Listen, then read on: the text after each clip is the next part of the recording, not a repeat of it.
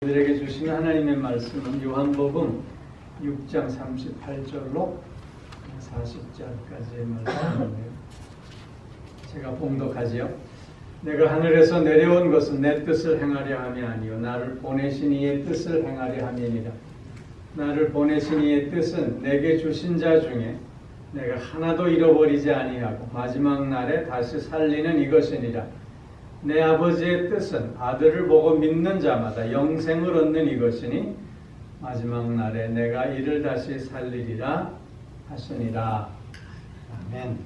오늘 이 말씀을 의지해서 순종하는 삶이라는 제목으로 말씀을 드립니다.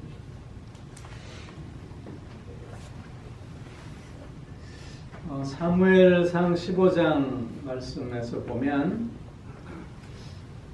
하나님께서 사무엘을 통해서 사울에게 아멜렉을 진멸하라고 말씀하십니다. 아멜렉의 그 모든 생명 있는 것들을 죽이라고 명하십니다. 사울이 그 말씀을 듣고 나가서 아멜렉과 싸워서 크게 승리합니다.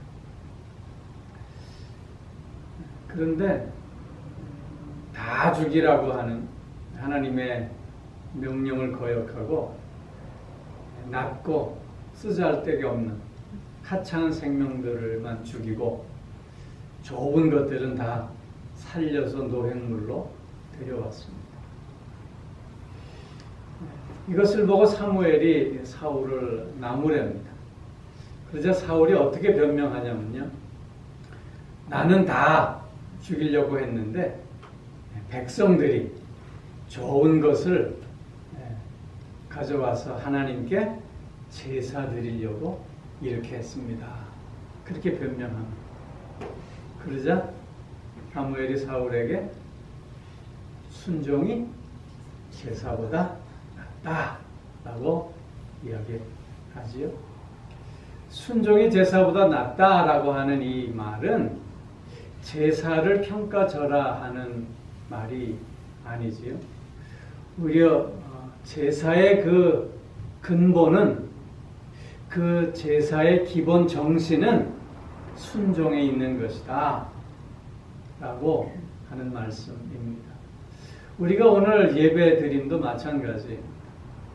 우리가 오늘 이렇게 하나님 앞에 예배 드리는 것은 그 근간이 그 우리의 중심이 순종하겠노라고 하는 자세와 결단이 있어져야만 하는 것입니다. 하나님께 순종한다고 하는 것은 내 뜻을 하나님의 뜻에 맞춘다는 것입니다. 하나님께 순종한다는 것은 내 마음을 하나님의 마음에 복종시킨다는 뜻입니다. 하나님께 순종한다는 것은 내 의지를 하나님의 의지에 맞춘다고 하는 뜻입니다. 즉 순종은 그래서 하나님께 지배를 받는다, 지배를 당한다라고 하는 의미인 것입니다. 여러분, 지배를 당한다, 지배를 받는다라고 하는 말을 다른 말로 고치면 충만입니다. 충만함. 그 충만함이라고 하는 건 지배를 받는다라고 하는 뜻입니다. 우리 그리스도인들은 그래서 충만해야 합니다. 충만한 자만이 순종할 수 있기 때문입니다. 우리는 이것 아니면 저것에 지배를 받을 수밖에 없는 그런 존재들입니다. 성령 충만하지 않으면 세상으로 충만하게 됩니다. 영의 생각으로 충만하지 않으면 육의 생각에 지배당하게 되는 것입니다. 의로운 것으로 충만하지 않으면 우리는 죄악으로 충만해지게 마련인 것입니다. 그리스도인들은 그래서 매일매일 충만해야 합니다. 어제 충만했다고 해서 오늘 우리가 순종할 수 있는 게 아니기 때문에 충만은 그래서 늘 현재이어야 지금 충만해야 하는 것입니다. 지금 충만한 자만이 하나님께 순종할 수 있기 때문입니다. 예수님은 우리에게 하나님께 어떻게 순종해야 하는가를 잘 보여주셨습니다. 특별히 오늘 주님의 말씀을 통해서 우리가 매일매일 충만을 통해서 순종할 수 있는 삶의 교훈을 우리는 얻을 수 있게 됩니다. 우리가 순종하는 삶을 살기 위해서는 무엇보다도 나는 보냄받은 자라고 하는 자의식이 분명해야 한다는 것입니다. 오늘 본문 38절에서 보면 내가 하늘에서 내려온 것은 내 뜻을 행하려 함이 아니요 나를 보내신 이의 뜻을 행하려 함이니라. 주님은 스스로를 어떻게 정의하셨냐면 보냄받은 자로 정의하셨습니다. 아버지로부터 보냄받은 자이기에 주님은 내 뜻을 펼치려고 하신 것이 아니라 오직 아버지의 뜻을 펼치려고 하셨다는 것입니다. 즉 주님의 마음은 아버지 하나님의 마음이었고 주님의 의지는 곧 하나님 아버지의 의지였습니다. 주님은 이 땅에 오셔서 모든 자신의 것을 다 내려놓으셨습니다. 왜냐하면 그는 보냄받은 자로서 당신을 보낸 자의 뜻을 따르고 순종해야 했기 때문이었던 것이죠. 보냄받은 자란 자기의 생각, 자기의 뜻, 자기의 의지를 펼치는 자가 아니라 보내신 자의 뜻과 의지를 펼치는 자가 되어져야 한다는 것입니다.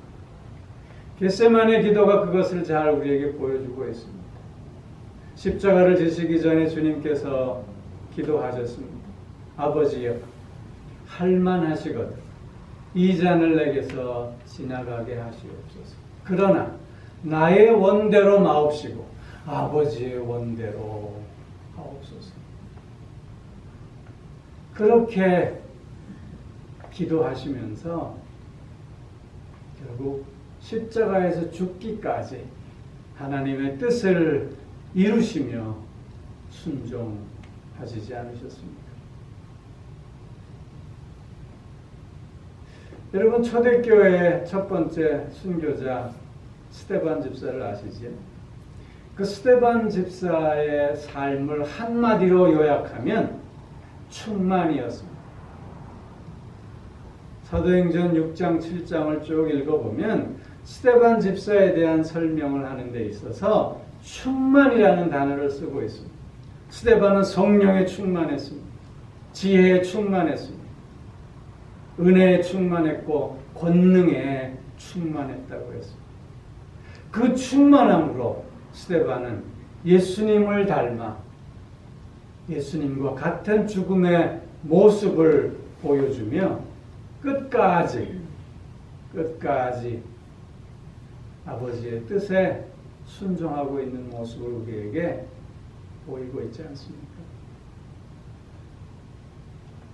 여러분, 보냄받은 자의 삶은 그렇기에 순종밖에 없음을 우리는 확인할 수 있어야 하는 것입니다. 우리 모두도 마찬가지, 우리 모두도 다 주님으로부터 보냄받은 자들입니다. 주님으로도 보냄받은 자들이기에 오늘 우리의 삶의 자리는 순종의 자리가 되어야 하는 것입니다. 오늘 우리의 삶의 자리는 나를 주장하는 자리가 아닙니다.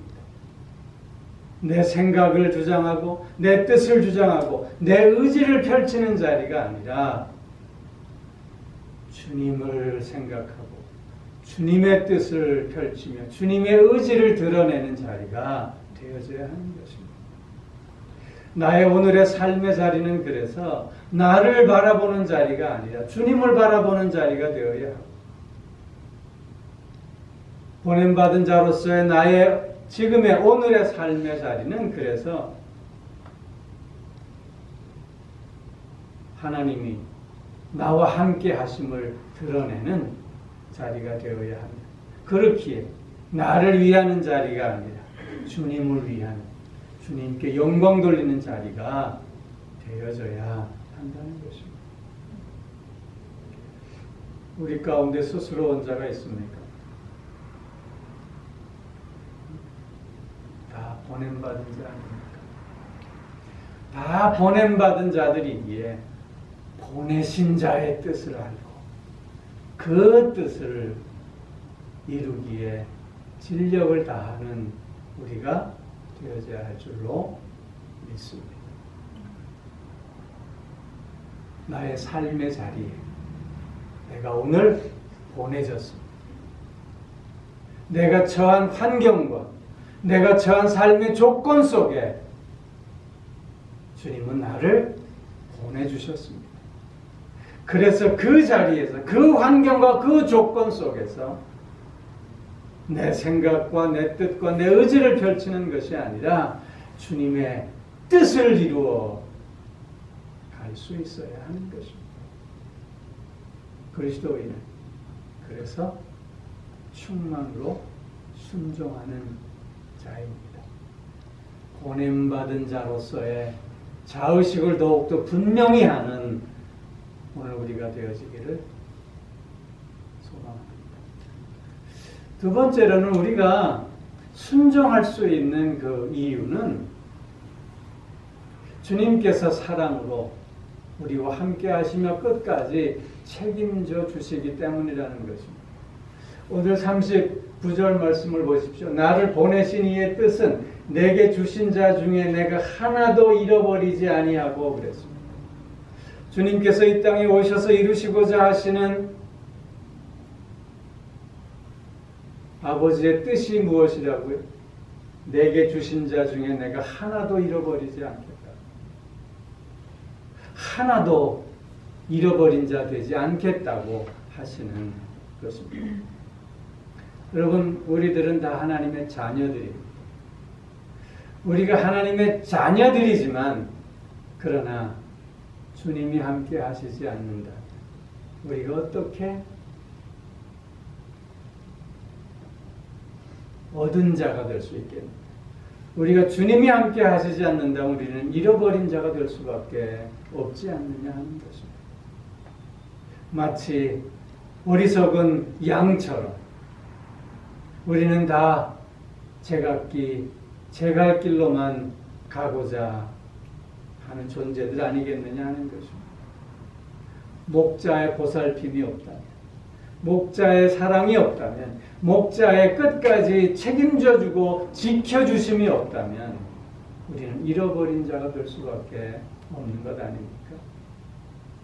그런데 주님은 사랑으로 우리를 끝까지 책임져 주셔서 잃어버리지 않게 해 주십니다. 주님의 이런 사랑으로 함께 해주시고 끝까지 책임져 주시는 그 사랑과 은혜 안에 있기에 우리 또한 순종할 수 있게 된다고 하는 것입니다. 부활하신 후에 예수님은 베드로를 찾아오셨습니다. 그리고는 물으셨지요. 내가 나를 사랑하느냐? 그러자 주님이 베드로의 대답을 듣고는 내 양을 치라, 내 양을 먹이라 말씀하십니다.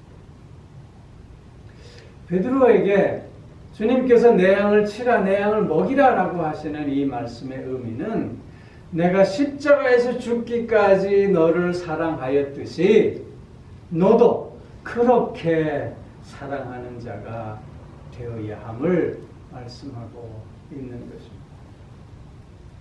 즉 너로부터의 사랑으로 사랑하는 것이 아니라 예수 그리스도가 너를 사랑하신 그 사랑으로 너도 사랑하며 순종하는 자가 되어야 함을 말씀하고 있는 것입니다. 즉 주님의 사랑으로 사랑하는 자, 주님의 섬김으로 섬기는 자, 주님의 품으심으로 품는 자가 되어져야 함을 말씀하고 있는 것입니다. 주님의 사랑과 주님의 은혜가 이렇게 나와 함께 하기에 우리는 그 사랑과 그 은혜로 말미암아 오늘도 순종의 삶을 살 수 있게 된다고 하는 것입니다. 내가 오늘 나의 삶의 자리에서 순종을 결단하고 나아가면 내 의지가 훌륭해서가 아닙니다. 나를 향한 하나님의 사랑이 그만큼 크기에 우리는 오늘도 순종할 수 있게 되는 것입니다. 여러분, 드나베의 삶이라는 말 들어봤어요? 드나베의 삶.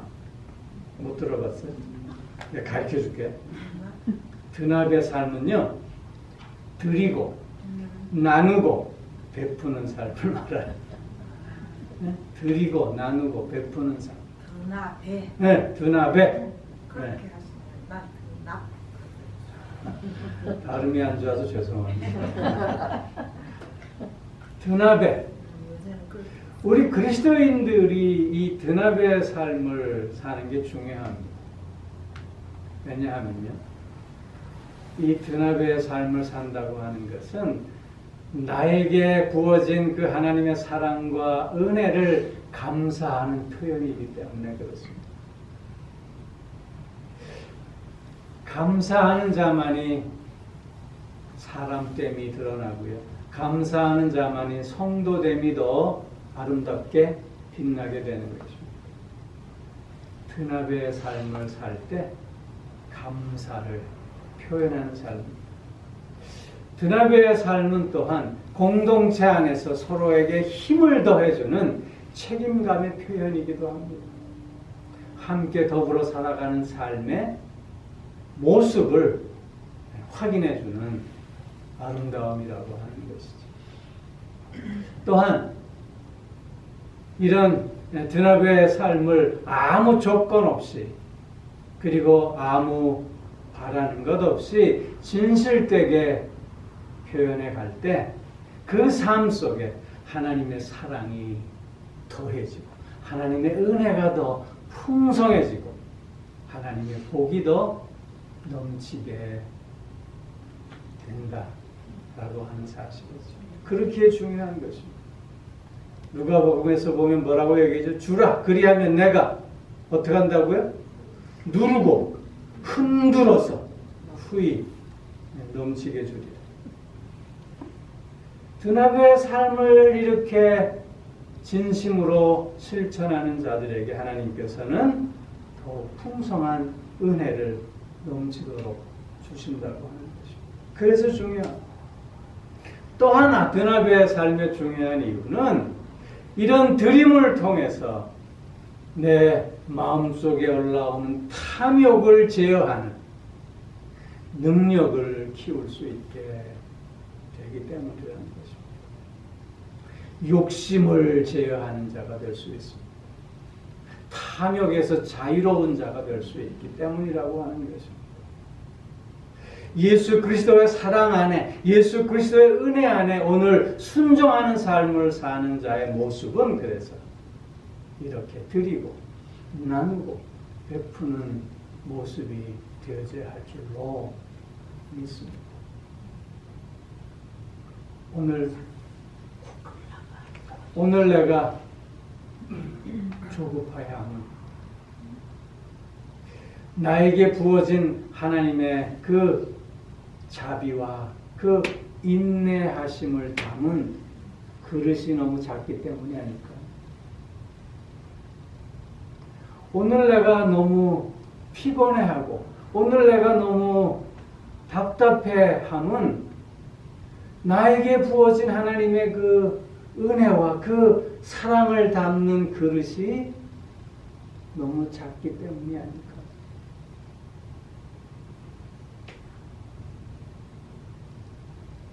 내가 너를 섬기고 내가 너를 품고 내가 너를 사랑하는 데 있어서 우리가 자꾸 피곤해짐은 나에게 부어진 그 하나님의 놀라운 은혜와 복을 담는 그릇이 너무 작기 때문 아닐까.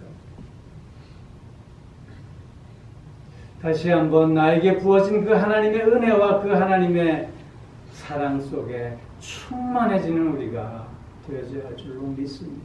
이 충만을 통해서 우리는 순종하는 삶을 살 수 있게 되는 것이기 때문입니다. 사랑하는 성도 여러분, 사랑에 충만한 자들이 될 수 있기를 축원합니다. 은혜에 충만한 자가 꼭 되어주시기를 기원합니다. 충만은 내 안에 무엇을 담느냐의 문제입니다. 주님의 사랑을 새롭게 확인하고 담으실 수 있기를 바랍니다. 주님의 은혜를 새롭게 확인하고 담으실 수 있기를 바랍니다. 주님의 그 자비하심과 주님의 그 긍휼하심을 새롭게 확인하고 담아내실 수 있기를 바랍니다. 그런 충만함이 오늘 우리로 순종하는 삶을 살게 할 줄로 믿습니다. 마지막 또 하나는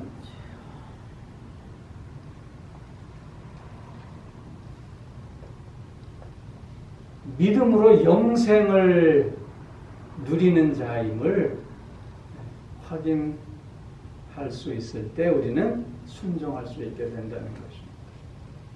오늘 40절 말씀에 내 아버지의 뜻은 아들을 보고 믿는 자마다 영생을 얻는 이것이니 말씀하고 있습니다. 믿음으로 영생을 얻는 자 되게 하십니다. 영생을 소유한 자이기에 오늘도 우리는 순종할 수 있게 된다고 하는 것이죠. 여러분, 아무리 출세가도를 달리고 아무리 성공신화를 다시 썼다고 해도 그가 가는 길이 죽음의 길이라면 무슨 소용이 있겠습니까? 여러분, 뼈를 깎는 노력이 있을 때 성공한다는 말 아시죠? 뼈를 깎는 노력. 여러분, 뼈를 깎는 노력 해보셨어요? 한국의 입시 전문 그 회사의 일타 강사 이지영 씨라는 사람이 있어요. 여사인데 일타 강사라고 하는 건 강의 한 번에 뭐 돈이 뭐 엄청나게 많이 받는 사람을 얘기하는 그런데 그 사람의 하루 매출액이 한 달 매출이 뭐 300억이 넘고 그랬대요. 이 사람이 수험생들을 놓고 이제 강연을 하는데요. 뼈를 깎는 노력을 해야지 성공한다고 그렇게 강조하면서 제가 그 대학 그 입시를 공부할 때 4당 5락이라는 말이 있었어요. 4시간 자면 붙고 5시간 자면 떨어진다는 말이에요. 4당 5락. 응? 그게 열심히 공부해야지 된다는 거거든요. 근데 요새는요, 3당 4락이래요. 3시간 자면 붙고 4시간 자면 떨어진대요. 더 힘들어졌다는 얘기겠죠. 이 사람이 수험생들 앞에 놓고 여러분 3시간만 자야 됩니다. 3시간만 자도 죽지 않습니다. 그렇게 강연을 했다는 거예요.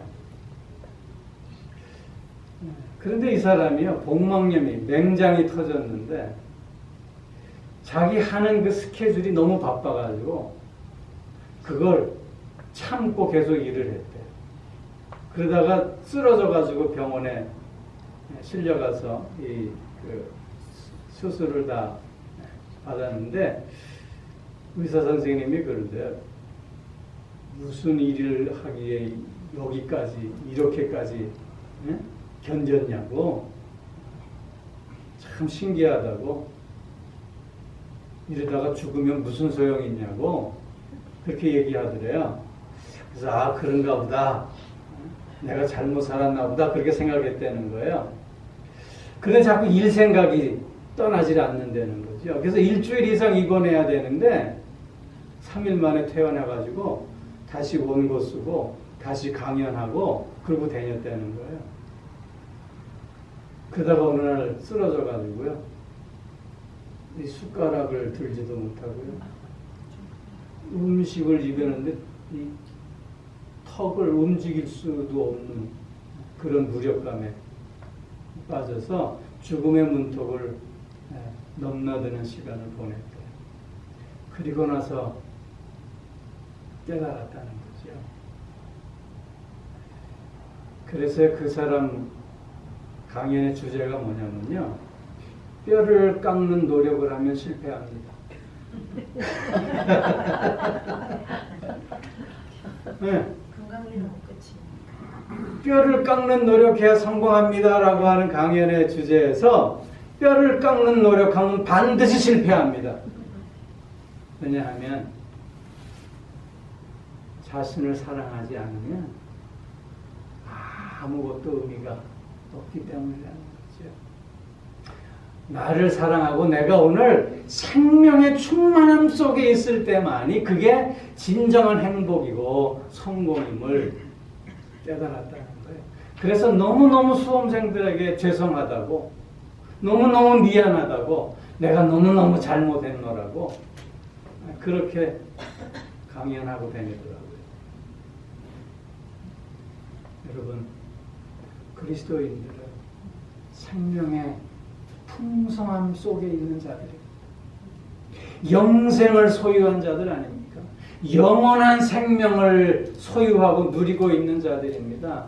그렇기에 여유로울 수 있습니다. 그렇기에 풍성할 수 있습니다. 그렇기에 순종할 수 있게 되는 것입니다. 왜 하나님의 말씀대로 순종하지 못하냐면 불안하기 때문 아닙니까? 실패할까봐 두려움 때문 아닙니까? 세상은 저렇게 가는데 나만 홀로 이렇게 가다가 내가 도태되면 어떡하나 라고 하는 생각 때문 아닙니까?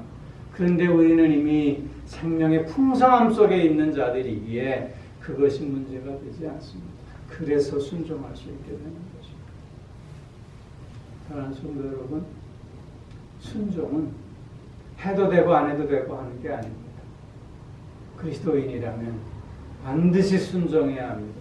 왜냐하면 첫째는 보냄받은 자이기 때문에, 둘째는 그리스도의 그 사랑과 은혜 안에 있기 때문입니다. 셋째는 영원한 생명을 소유하고 누리고 나누는 자이기 때문입니다.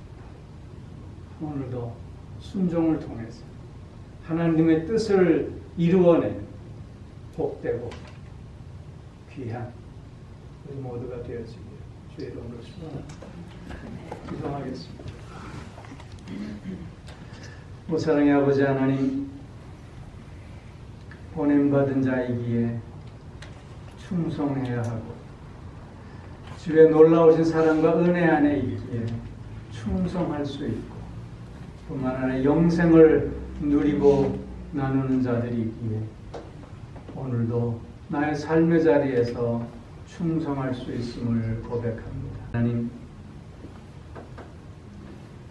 순종을 통해서 하나님의 뜻을 이루어가는 귀하고 복된 삶이 꼭 되게 하여 주시옵소서. 나의 오늘의 삶의 자리가 곧 순종의 자리임을 늘 고백하며 결단하며 실천하는 우리가 되게 하여 주시옵소서. 감사드리며 우리 주 예수 그리스도의 이름으로 기도하옵나이다. 아멘. 이제는 우리 주 예수 그리스도의 은혜와 하나님 아버지의 사랑하심과 성령의 교통하심, 내주하심, 인도하시며 또한 복주심의 역사가 오늘도 나의 삶의 자리에서 순종을 결단하는 사랑하는 성도들과 그 가정과 하시는 모든 일들 위에 이제로부터 영원토록 함께하옵시기를 간절히 축원하옵나이다. 아멘.